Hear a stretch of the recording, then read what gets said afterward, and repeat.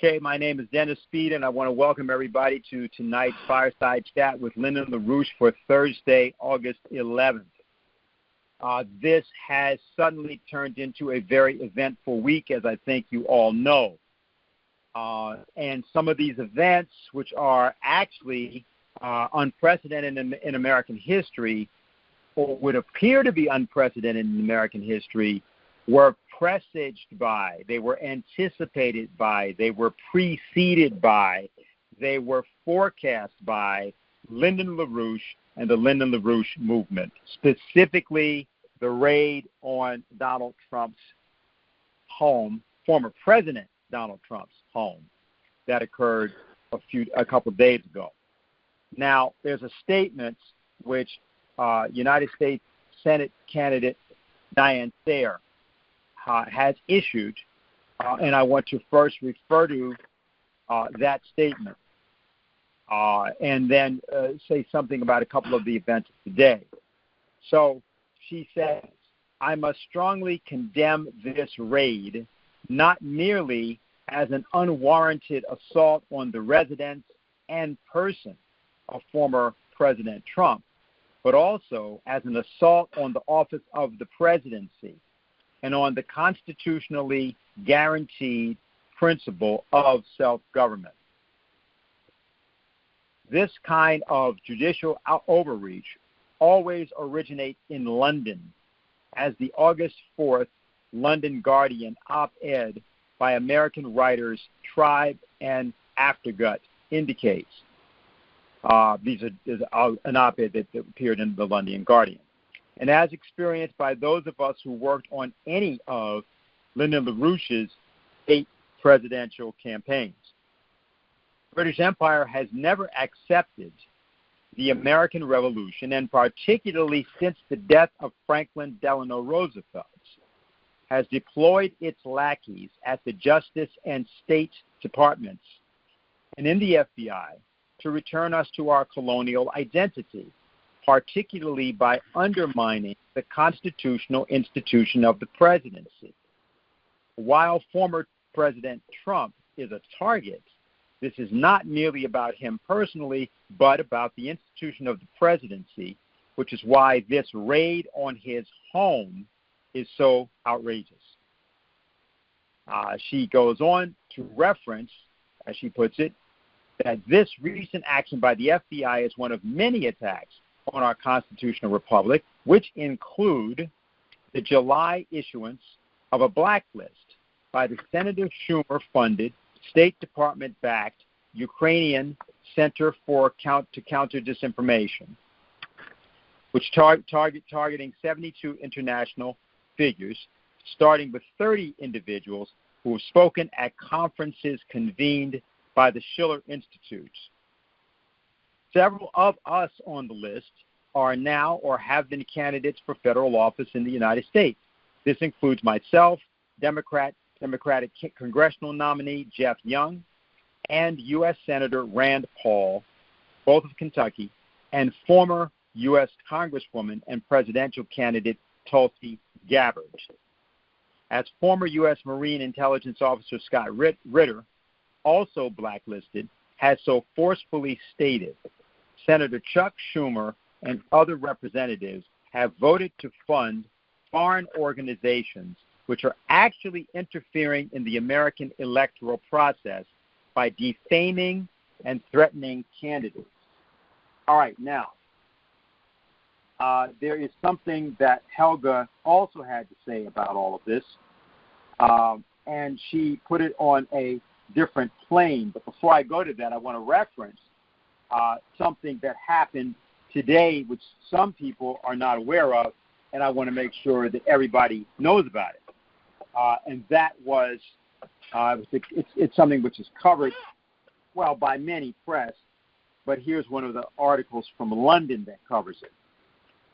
And it stated, an armed man clad in body armor was killed after he tried to, quote, breach an FBI building in Ohio, officials say. The suspect fled the scene in Cincinnati and was shot by police after an hours-long standoff in a rural area. law enforcement officials told U.S. media they are examining whether the man, whom they named as Ricky Schiffer, 44, has any ties to far-right groups. The head of the FBI said violence and threats against the agency, quote, should be deeply concerning to all Americans. Well, actually, it's very clear that many Americans are deeply concerned about the actions of the FBI. And there's reason to be deeply concerned. Now, on October 6, 1986, Lyndon LaRouche was almost killed by agents of federal, state, and local law enforcement, including the FBI. There was a raid which was on the offices of the LaRouche organization, and there was a buzzing by helicopters of LaRouche's home, and there were negotiations that had to be done and were done by our security directly in front of that home, which was fenced. And a combination of things occurred that day, which averted a killing of Lyndon LaRouche. Helga Zepp-LaRouche was present at that time at the home. What LaRouche did that day was that he wrote, or rather, we sent and wrote a statement which got to the offices of the President of the United States, then Ronald Reagan, and made it very clear that should any harm come to LaRouche, that the blood of LaRouche would be on the hands of the administration. Now, this was significant because LaRouche had been involved in a back-channel negotiation with the then Soviet Union, which had the full backing of the National Security Council, full knowledge of and cooperation in that sense with the National Security Council, and it had resulted in the adoption by President Ronald Reagan of the policy that later became known as the Strategic Defense Initiative. This policy was conceived and negotiated by Lyndon LaRouche, and that had happened in 1983. So the raid occurred in October of 86 while President Reagan was in Reykjavik, Iceland, negotiating with Gorbachev. And on that occasion, the central point of contention and of negotiation was intended to be the Strategic Defense Initiative. Gorbachev was trying to get Reagan to give it up. Reagan would not give it up. But more importantly, LaRouche's role as in that capacity certainly figured in what almost happened to Lyndon LaRouche in October of 1986. And I say that because this action of this individual in the body armor and shooting and so forth should be understood by people very, very clearly. And well, I'll put it this way. The one force in the United States that can actually create a circumstance in which this thing doesn't get a whole lot uglier is us, is this organization. That is, this organization being listened to on why it is necessary to do an immediate shutdown of the FBI, an immediate reorganization of the FBI along the lines of what Franklin Delano Roosevelt did starting on March 6th of 1933 with the banking system. He just shut it down. The whole United States banking system was shut down for a week. Bank holiday. We need a holiday over at the FBI. And we need this to be completely, thoroughly inspected. Now, people will say that that's not going to happen, but I will put it this way to you.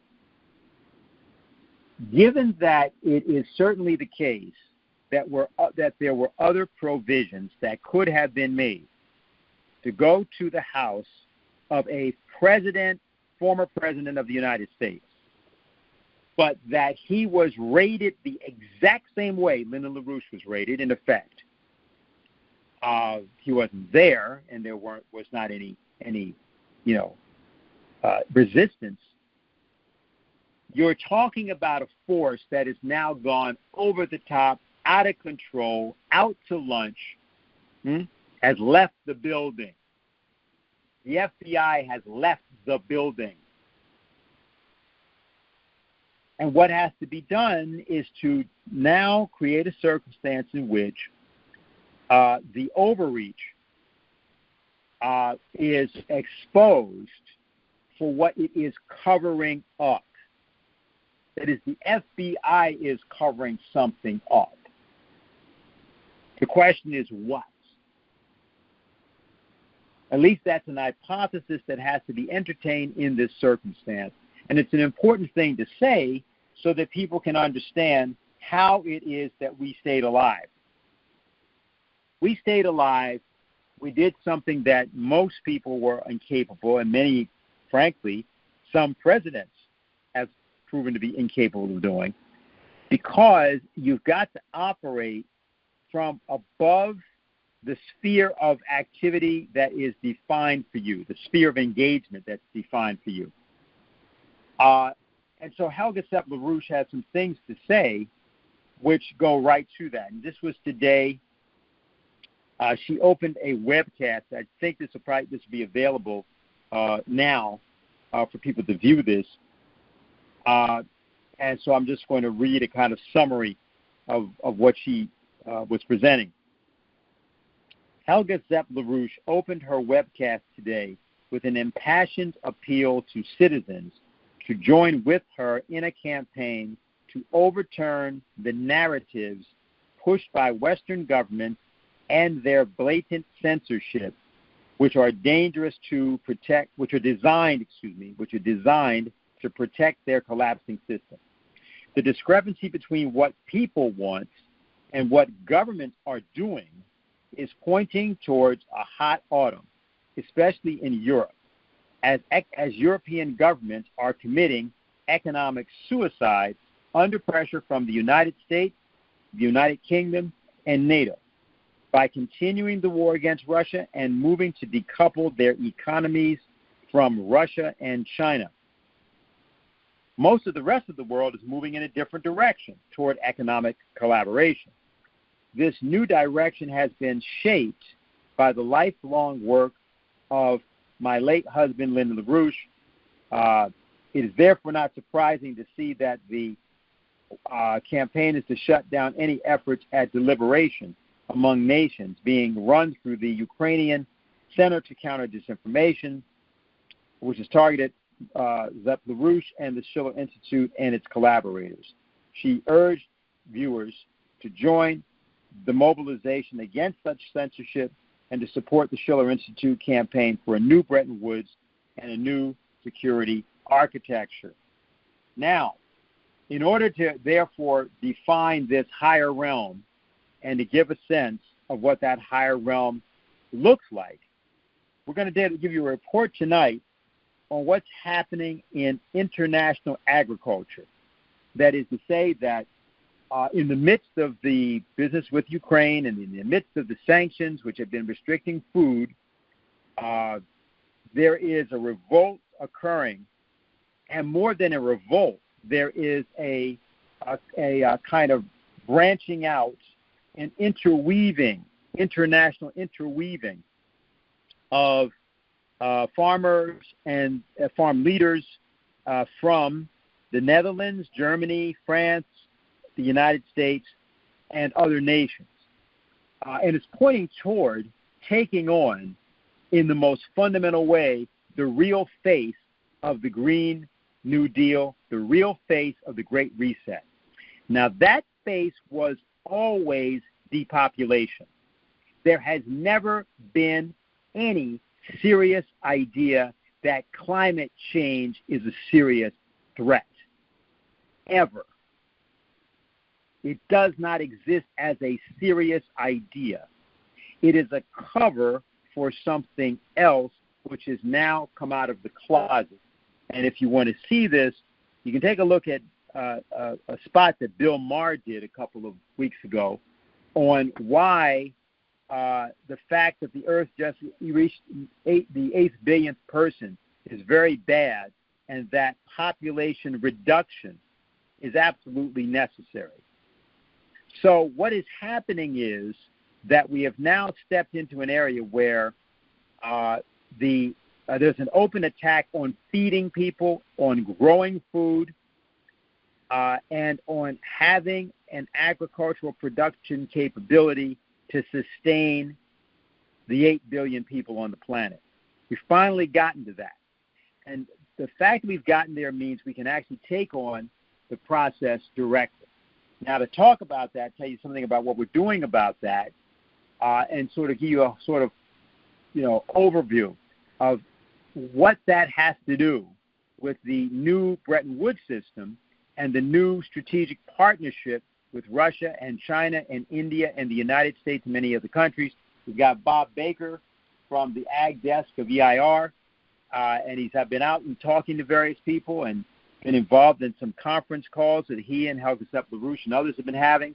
So he's here tonight to give us that report and then take questions. So without anything further, Bob, if you're there, take it away.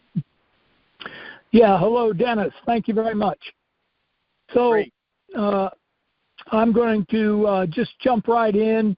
If people have a pencil handy, you may want to grab it because I may rattle off a lot of numbers here just to kind of put things in perspective. But the first thing I want to do is to cover an overview of, what we're dealing with.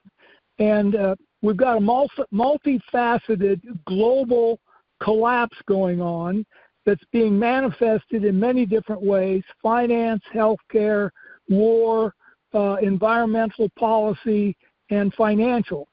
And but the food is now come into the spotlight all over the world and all over the United States. There is no place that isn't talking about the food, especially amongst the farmers who produce it, when they have to try to figure out what the dependability of their fertilizer supplies and that kind of thing are right now. So if we jump over to Europe, we see very big action going on, and you're going to see that across the United States, the world. If you jump into India, for about a year, you had the farmers of India covering the interstates, but not just the farmers. The vendors that the farmers provided food for came and joined them. I mean, it was like they camped out on hundreds and hundreds of miles of 4-lane, 8-lane highways and would not budge. It was a very united effort, and they beat back the drive, at least maybe temporarily, to deregulate the farm policy in such a way that the big international cartels and banking houses could squeeze the farmers in such a way they could reduce the number of farmers by reducing the price, which they have done very well throughout the rest of the world. So in India, you now jump in and you've seen the tractors rolling, not like you should, because it's pretty amazing how hardly any farm magazines in the U.S. cover the farm demonstrations that are going on in the Netherlands, in Germany, and Spain, and different places throughout Europe, because they are now getting squeezed. They are activating the policy of this global financial elite. This is the same institutional roots that we fought a revolution to break free from. Back during the revolution, we called it the empire families. And today, those institutional groupings and their money institutions, they're still there. And they have never backed off trying to consolidate what they lost. And the way they're manifesting it now is through global corporations that work together as groups of monopolies, and the groups of monopolies are manipulated by clusters of mega financial institutions out of Wall Street and London in particular. And those clusters of financial institutions have an even smaller number of people that are directing things. And we see that a lot when we get to the COP26 type meetings, the national or the Economic Forum with Klaus Schwab and that gang, the rich boys. So we see the farmers moving in the Netherlands, 40,000 tractors, and they have sewed up the whole country. We see them in Germany. We had a conference call with some of the top farm leaders around the world Sunday, and the gentleman from Germany who headed up the tractor protest there, he put out a call, got over 1,000 tractors to show up, and they had protests for 80 days in a row. And now on August 26th, they are planning another major demonstration in Berlin, and they plan to go for 365. They call it, the farmers are going to start a 365 demonstration with tractors against these green orders to cut back their cropland use, their livestock, their use of weed control, fertilizer. And, in 1921 or 2021, these German farm networks had a protest over 80 days in Berlin from January to mid-March till the season work started. Well, now they're launching a 365, and we're going to get behind it. We're going to encourage people all over the nation and in the world to support that. The farmers in Holland, they have continued to pop up protests. They're just absolutely like an organized force with agricultural commodities and implements. Hay on the highway, manure on the streets, livestock.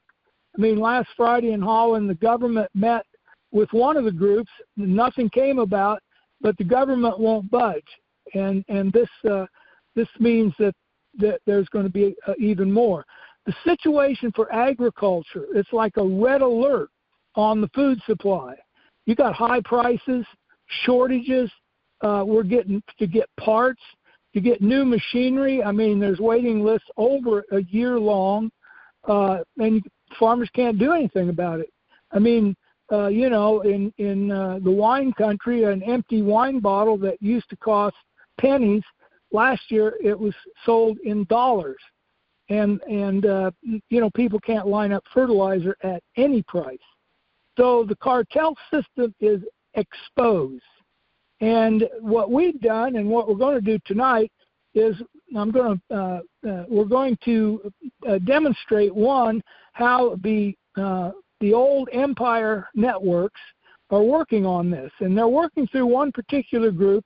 It's through the financial institutions that supply the money to a group called the World Wildlife Fund, the WWF. And this group is notorious. We've exposed it for decades as how it portrays itself as good old friendly people trying to help out the farmer, when in fact they are promoting people to cut their own throat by putting in policies. Now, the guy that heads that one of their programs up, his name is Jason Clay.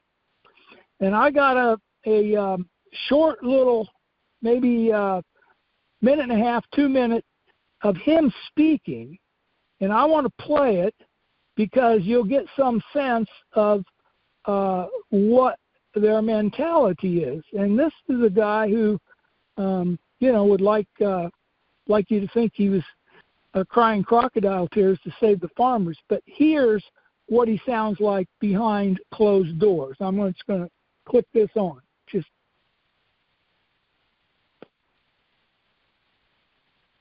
Clay. He works for the World Wildlife Fund. And if anybody is an architect of a global roundtable for sustainable beef, any one person is to blame, it's this man. And he's not stupid, and he's not lazy. He is evil. One of our strategies has always been to take choice away from consumers. Basically, our point is that consumers shouldn't have a choice about sustainability. And the way to do that is to get companies to only buy sustainable raw materials. We need to rehabilitate degraded and underperforming land to take pressure off of natural habitat. And we need to think about consumption. Some places need to consume more, others need to consume less. What it means is that you start measuring what matters.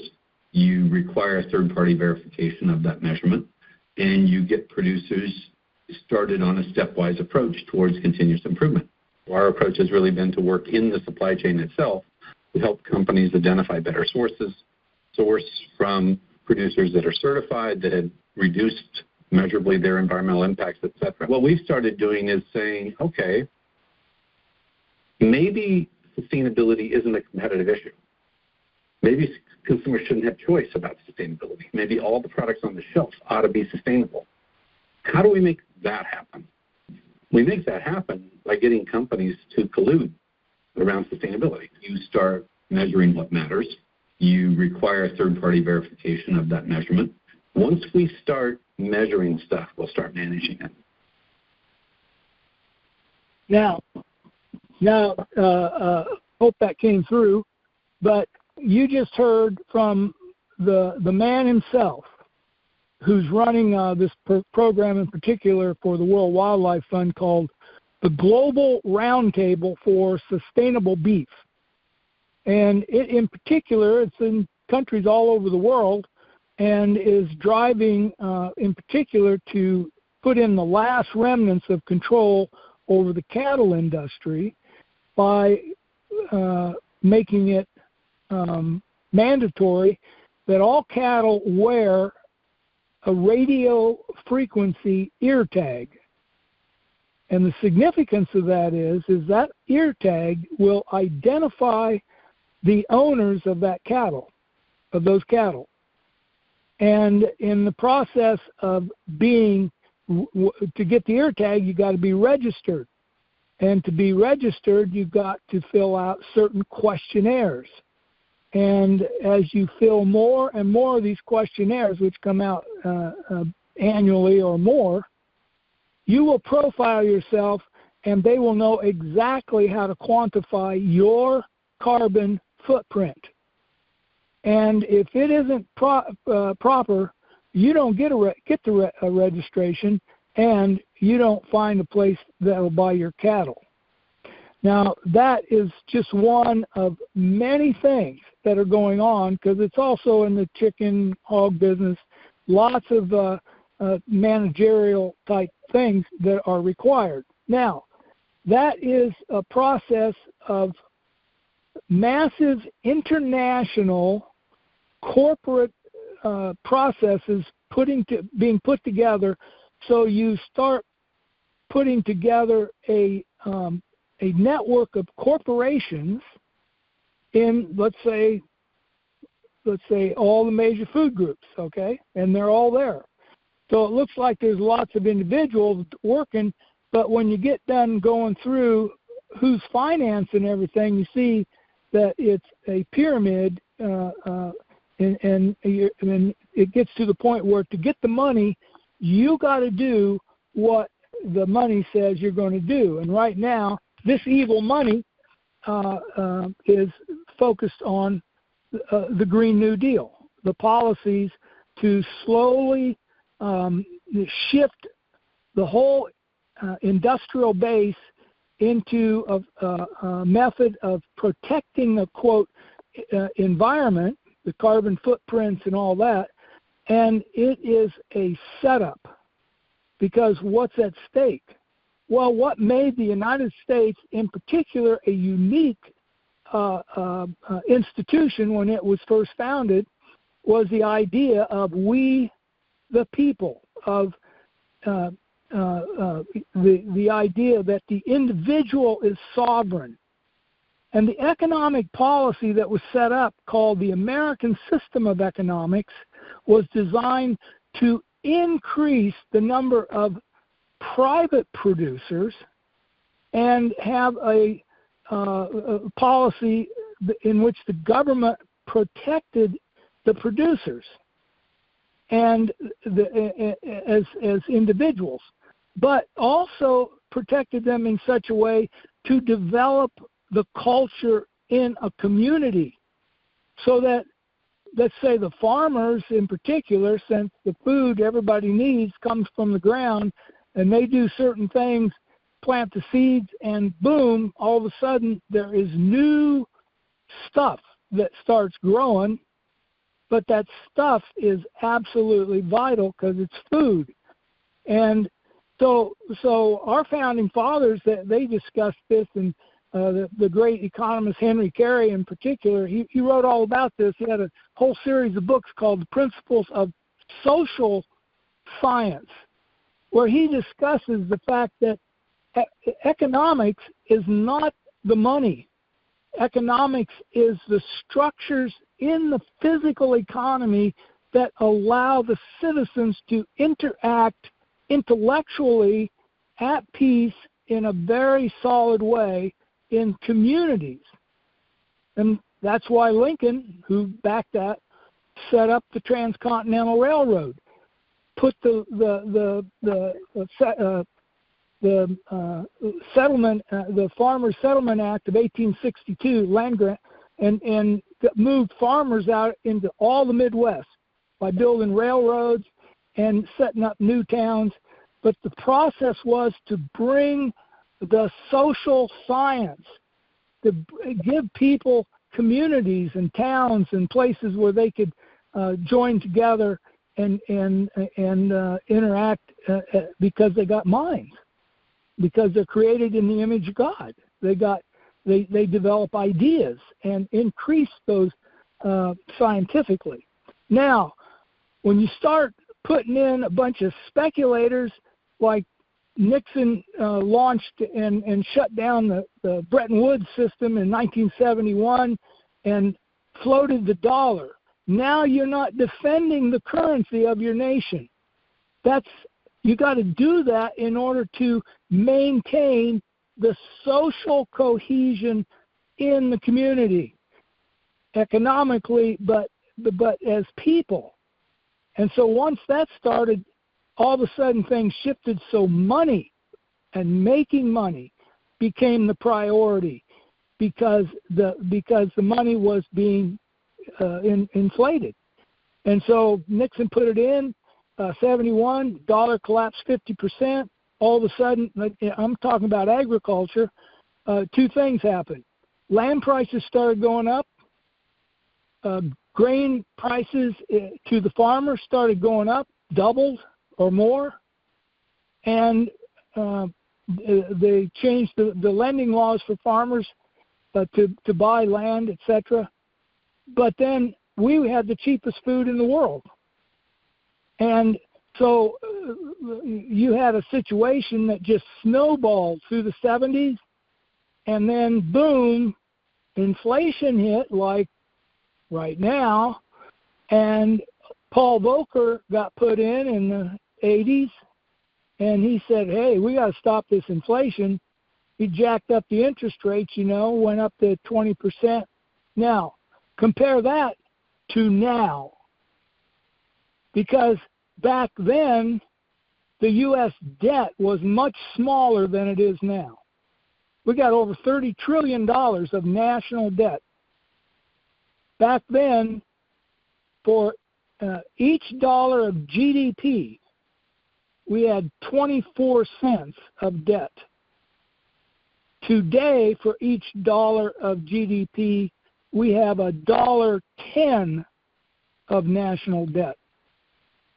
And back in the 80s, they double the interest rates on, basically less than $10 trillion in 3 years. Today, they have doubled the interest rates and more in about 5 months on over $30 trillion worth of debt. And now you start standing back and you look at the sanctions they're putting in, and all of a sudden you see this international cabal of global corporations, which they got them in banking, food production, manufacturing. Look at the big machinery companies, and you put them in. They start sending out messages that say, "Hey, here's what we want you to do." And if someone says, "I'm not going to do that," they flip the switch, and all of a sudden, you don't get your grain ship insured by the insurance companies, so you ain't going to be able to move grain. They start doing thousands of those kind of things. They call them sanctions. And what that has done is that has hit everybody in the world, and it's like the idea of the cartoon where the guy steps on a rake and it slams him right between the eyes. That's what happened to the United States with all these sanctions that we just put on Russia and other countries, and it's nuts. It's desperation because the people running those institutions, their system has blown apart, and they are now in a mode where they got to go super violent to hold it together. Now, let's step back again. Let's look at agriculture. In the United States, we had a major problem developing, as we're starting to see in the healthcare field, in the skilled worker industries. We got the workers aren't there. So the average age of a beginning farmer, you used to think, well, I got a lot of young farmers coming up, in their 20s. And today in the United States, the average age of what is called the beginning farmer is 46 years old. The average age of all farmers in the United States is 58. Now that means a whole bunch of those farmers are much older than 58. And, they're going to be retiring in the next 15 years, maybe up to 60%. And we don't have young farmers coming on as a successor to that farmer in a big enough way. We need a program that's going to accelerate that, just like our nation's done for many things. We had a program to build the interstate highway system. Lincoln had a program to settle farmers all over the Midwestern states. They had a program to build railroads, to build colleges, et cetera, et cetera. That's what we have a government for. But unfortunately, we got a government run by a bunch of people that have sold out, and they have become completely psychotic and unknowing about what they're up against. Well, in other words, what they got to do as statesmen. And when you see things like, Trump getting raided, like Lyndon LaRouche getting raided, and many other people, many people don't have the guts to stand up to that when they should not even flinch. It should just be a normal reaction. No, we're not going to do this. So we have the number of U.S. farms where the primary producer of farms is over 65. And that outnumbers those under 35 by a ratio of 6 to 1. Unbelievable. So small farms are actually declining. And, it's interesting, in the state of Iowa, 82% of all the farmland in Iowa is debt-free. And 96% of the farms in America, in the United States, we have 2.1 million farms, 96% are family-owned.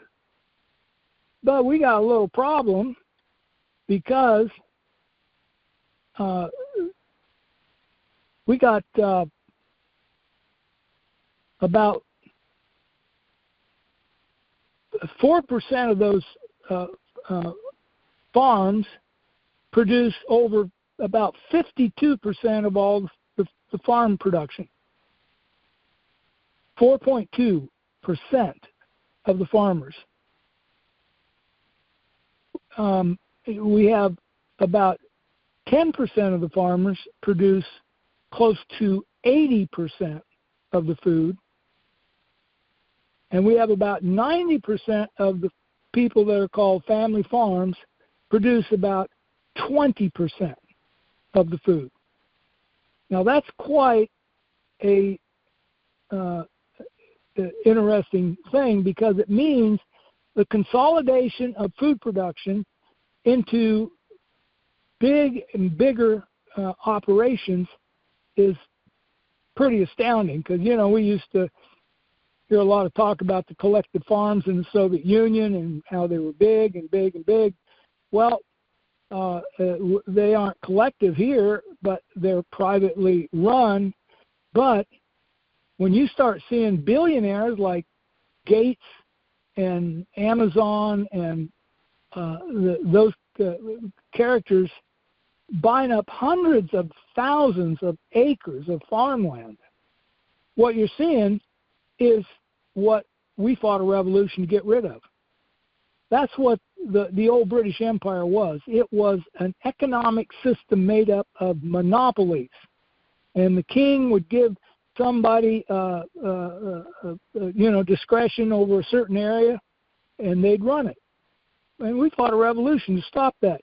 When you look at, let's say, we know the chicken production is very consolidated now into the hands of global corporations in the United States and in the world. We see the hog production. It's pretty amazing when you think about 46% of the hog producers in the United States produce less than 1% of the pork. Now, this is an interesting number because 60% of the pork produced in the United States is produced by 0.145% of the pork producers. So now if you go back and analyze who is financing the various big operators, etc., you see a very small group of big banks and internationally connected, and here we are. So now what I want to do is I'm going to play another short, about 1.5 minute, with our guy you just met, Jason Clay, and I want you to listen to how he and his buddies at the richest smoke-filled rooms discuss things. Here we go.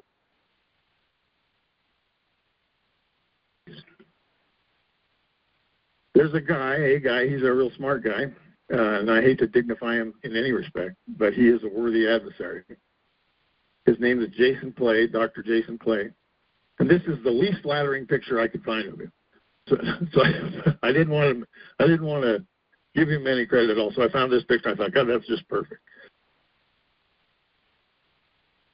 Here's what Jason Clay thinks of agriculture. Agriculture has the largest impact on the planet of any human activity. Here's some of the issues. It's the largest cause of deforestation, the largest cause of biodiversity loss. It uses more water than any other human activity, in fact, twice as much as all other human activities combined. We take about 1 liter of water today to make 1 calorie of food. It produces more pollution than any other human activity, uses more chemicals, produces more greenhouse gases. In fact, the greenhouse gas production just from clearing forests to create new land to farm each year is equal to all transportation greenhouse gas emissions on the planet. I've worked with the biggest multinational food companies on the planet, and this is what I've found.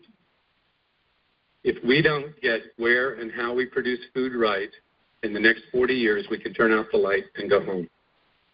Because the planet that we call our own is not going to be recognizable.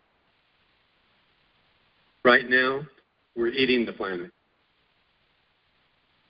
Agriculture is the biggest threat. If it weren't so dangerous and it weren't so tragic, that'd be a great place to have a good laugh line, is the word he said. Okay, so that was Jason Clay, head of the World Wildlife Fund, which is one of the major global institutions that's influencing the Green New Deal, all the green policy, and this is the types of individuals we all got to get to understand and what it means.